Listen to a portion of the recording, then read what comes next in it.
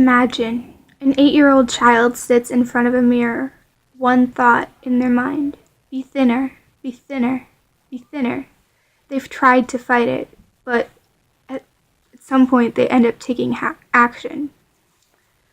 Some of you may know this scenario as an eating disorder. According to dictionary.com, an eating disorder is any of a range of psychological disorders characterized by abnormal or disturbed eating habits. Today I'm going to be talking about eating disorders in young children and the causes for that, basically diet culture, and some solutions that we can work on to do that. I feel I'm credible to speak on this topic because I've been studying eating disorders and things that go along with eating disorders for 4 years, and I also have personal experience with this, as I know many people who've dealt with it personally, and I myself have dealt with disordered eating behaviors. And it relates very well to the audience because many of you may have dealt with similar situations yourselves, and many of you have younger siblings or cousins or relatives that could be affected by these things. My thesis statement is diet culture in the home is a large factor in the development of eating disorders in young children. And today we'll be looking at there is an existing problem of eating disorders in young children, why that problem exists, and how we can solve it. So first, let's look at some statistics. Less than 25% of elementary age girls diet, but the ones that do know all about counting calories and their weight and all those details. It's not proven yet, but some studies show that 3 to 5% of kids could have ARFID, which is avoidant restrictive food intake disorder, and it's like pickiness on steroids.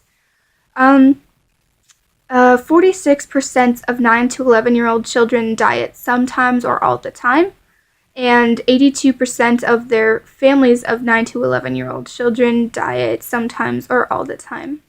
35% of diets become pathological, which is more of a have to and less of a want to, and 20 to 25% of people who are on pathological diets can develop eating disorders.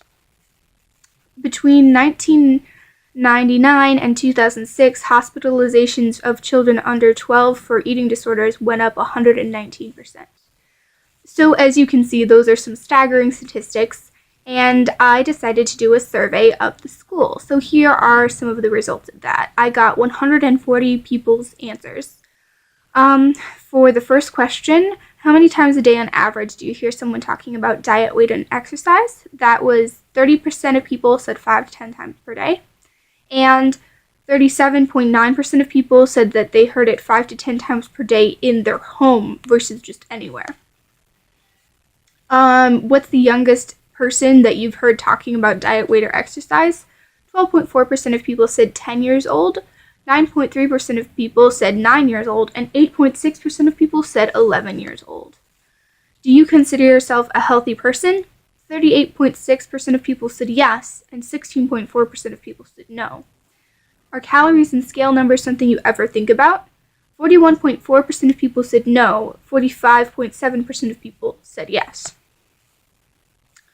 And then 44 people agreed with me that eating disorders are not good things, and that diet culture is also not a good thing and that it affects people negatively, and 88 people agreed that diet culture definitely contributes to eating disorders in younger children. Alright, so now that we've seen how much of a problem diet culture is in contributing to eating disorders, let's look at some reasons for why. And so what most people hear is say, oh, it's a kid's environment is why they have an eating disorder. And that is sort of generally true. Environment is one of those big factors, and I'm going to break that down a little for you. There are 4 parts of environment we're going to look at today, which is social media, peers, family, and genetics. So let's start with social media. I interviewed the school nurse, Miss Smith, and she said that especially now that social media has things where you can just see everything, where people have Photoshop and body shaming and sort of things, it's very much promoting certain body types and diets and things like that that are really bad for kids. Like it had before in magazines and TV, but now that we have stuff like Instagram and Twitter and Facebook where it's instantaneous and you can just see it, all of these things, it's really bad influence. Next, we'll look at peers. So peers are people that can be our friends or our enemies. They do stuff that we see that influences us. They tell us things or say things about us like, oh my god, Becky, you look so much better if you lost 4 pounds.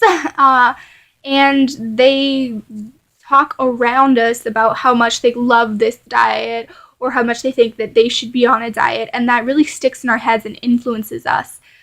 Catherine Steiner, Adair, an eating disorder doctor, would call that a repressive cultural force, and that definitely affects kids. So this next one, genetics, a lot of people might say that genetics doesn't have anything to do with eating disorders, but you can be genetically predisposed to have an eating disorder just as much as you can be genetically predisposed to being overweight or to having cancer. But just because you're genetically predisposed to something doesn't mean you actually will have that thing happen to you in your life. It just means that it's something that's more likely to happen and you're more at risk to have something like that happen. So yeah, genetics is definitely a factor. And then the final factor that I have right here is family. Again, the nurse agreed with me on this point.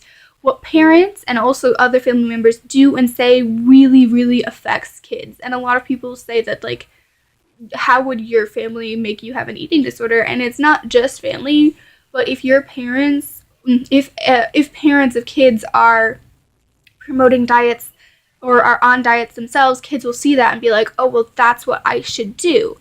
So it really can have that effect, and also it can have the opposite effect. If a kid's parents are really, really overweight, the kid can want to be the opposite and then can go to the opposite extreme of being really, really underweight. So before I move on to this next bit, I want to give a disclaimer that disordered eating behaviors and eating disorders are not the same thing. A disordered eating behavior would be like cutting up your food really small, making sure nothing touches itself, like no things touch each other on your plate, skipping meals, and or eating the same thing every day. And singularly, those things can be perfectly fine. People can have disordered eating behaviors and be completely fine. But some, like if you have an increase of them or there's a lot, that can be a sign of leading towards an eating disorder. So, now I'm going to give a personal story. My family is really, really healthy right now, or at least they're trying to be. My grandma was staying with us for a few days, and she's really into diets because her doctors are telling her to lose weight. My mom was on a diet because she needed to lose weight for her surgery. My dad was on a diet. He lost 100 pounds because he broke his leg. And my sister has allergies, so she's been on a diet since the day she was born. So everyone in my house is always talking about calories and don't eat this. And I feel like that's really affected me. I have experienced disordered eating behaviors in different times, and having people talk about calories and that sort of thing makes me think about it more and then makes me want to do the dieting behaviors. And I see my parents and my relatives who I think look perfectly healthy dieting, and then that makes the thought go into my head that people who are perfectly healthy still should diet. And I feel that some other kids could have had the same experiences of me where they see their parents talking about calories and dieting and thinking, and then they think, oh, well, then I should be doing that because my parents are.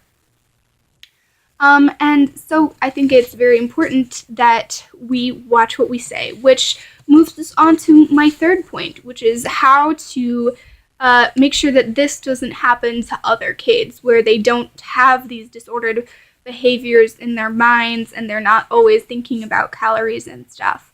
And the first thing I have to say is that make sure your kids know what a normal body type is, as in, like, that social media isn't the truth. Body, like, changing with Photoshop and that sort of thing is very much real, and celebrities are not what regular everyday people look like. They have so much airbrushing and makeup on that you probably don't know what they really look like ever. Some things that we ourselves can do with just people that we know is to first know our audience. Who are we talking to and who are we around when we're talking about things? How do they feel about the topic that we're talking about? Then thinking before we speak. Is this a topic that's going to be really beneficial to the person we're talking to? Or could it be really upsetting to them? Could it make them upset to hear it and you just don't know? So it's always good to check beforehand if it's something that you think might be upsetting before you start actually getting into talking about it. Be aware of your own mentality. Are you content with yourself before you start to go on a diet or talk about dieting with other people or something in that same general vein? Are you content with yourself, or are you subconsciously projecting what you think you should do to yourself onto other people, or are you subconsciously saying that you should do something to yourself that isn't maybe the most healthy thing to do? What's your motive? Why are you doing what you're doing? Are you doing what you're doing for healthy reasons or for not so healthy reasons? And, those are really important things to think about. But I think that if we all try to think about those things and make sure that what we're saying around kids is going to be beneficial to them and not put thoughts in their head that isn't great, it will really help them in the long run. So, to conclude, I think that diet culture has really majorly contributed to eating disorders in young kids.